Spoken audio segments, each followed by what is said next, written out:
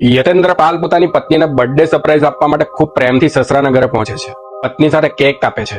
પત્ની પણ ખૂબ પ્રેમથી પોતાના પતિ યતેન્દ્રને કેક ખવડાવે છે. રાત્રે બધા લોકો સાથે આનંદ કરે છે અને પછી પરિવારના લોકો સુવા માટે જતા રહે છે. પરંતુ અચાનક રાત્રે 3 વાગ્યે પત્ની તનુ રડતી રડતી બહાર આવે છે અને કહે છે, મારા પતિ યતેન્દ્રની તબિયત બહુ ખરાબ છે, તેમને તરત હોસ્પિટલ લઈ જાઓ.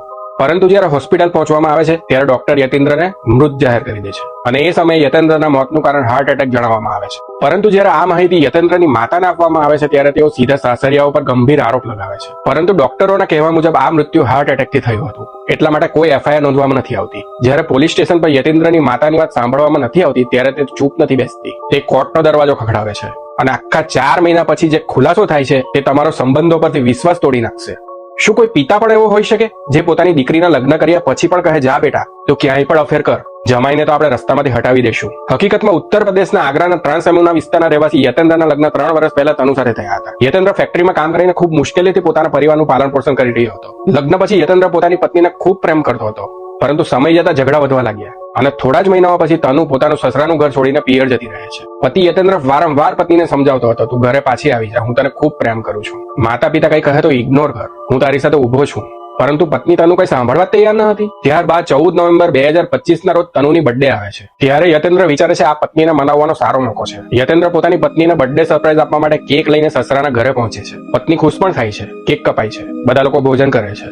પરંતુ ફરી એક નાની વાતને લઈને તનુ અને યતેન્દ્ર વચ્ચે ઝઘડો થઈ જાય છે. ત્યારબાદ વચ્ચે પડવા માટે તનુના પિતા આવે છે અને પોતાના જમાઈને ડ્રિંક ઓફર કરતા કહે છે, એન્જોય કરો, પતિ પત્ની વચ્ચે ઝઘડારો થતા જ રહે. પરંતુ યતેન્દ્રને ખબર ન હતી કે આ જ ગ્લાસ તેમની છેલ્લી શ્વાસનું કારણ બનશે. યતેન્દ્રને એ પણ ખબર ન હતી કે જે સસરા તેમને એન્જોય કરવાની વાત કરી રહ્યા છે એ જ લોકો તેમના મોતનો પ્લાન બનાવી ચૂક્યા છે. ત્યારબાદ બધા લોકો સુવા માટે જતા રહે છે. પરંતુ રાત્રે લગભગ 3 વાગે યતેન્દ્રની તબિયત બગડે છે. પત્ની તનુ રડતી બહાર આવે છે અને કહે છે, યતેન્દ્રની તબિયત ખરાબ થઈ ગઈ છે.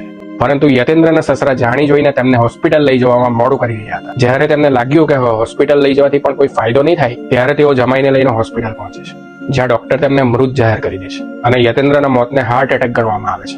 પરંતુ યતેન્દ્રની માતાને આ વાત સ્વીકાર્ય ન હતી. તેને વિશ્વાસ જ ન હતો કે તેમના દીકરાનું મૃત્યુ હાર્ટ એટેકથી થયું છે. તે પોલીસ સ્ટેશન જાય છે, એફઆઈઆર કરવાની માંગ કરે છે, પરંતુ પોલીસ સમજાવે છે તમારી વહુ સાથે સંબંધ સારો નથી એટલે તમે ખોટા આરોપ લગાવી રહ્યા છો. પરંતુ એ માતા હાર માનતી નથી. તે કોર્ટનો દરવાજો ખખડાવે છે અને આખા 4 મહિના પછી કેસની તપાસ દરમિયાન સત્ય બહાર આવે છે.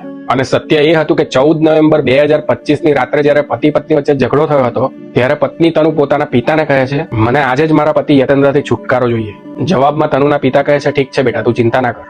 પછી તે માર્કેટ જાય છે, ત્યાંથી સલ્ફાઇડ લઈને આવે છે અને ડ્રિંક સાથે ભેળવીને યતેન્દ્રને પીવડાવી દે છે, જેનાથી યતેન્દ્રનું મૃત્યુ થઈ જાય છે. અને આજે તનુ અને તેના પિતા જેલમાં સજા ભોગવી રહ્યા છે. હવે કદાચ તનુ જેલમાં જ નવો આશિક શોધશે.